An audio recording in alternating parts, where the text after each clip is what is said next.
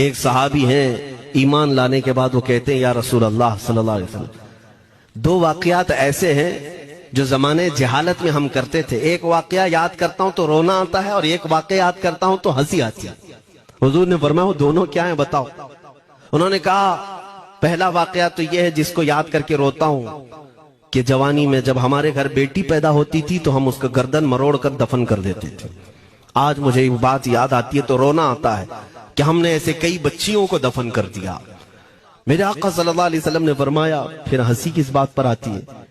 کہتے ہیں زمانے جہالت میں ہمارے خدا جو ہوتے جن کی ہم عبادت کرتے تھے تو جب سفر میں جانا ہوتا تھا تو آٹا گوندھ کر کے خدا بنا لیتے تھے، کیونکہ سفر میں جانا ہے اور ہر جگہ ان کو ساتھ میں رکھنا تھا خدا کو۔ وہ صحابی کہتے ہیں سفر کے خدا اور ہوتے تھے، ہوا کا الگ، پانی کا الگ، مٹی کا الگ، سب لے کر کے چلتے تھے۔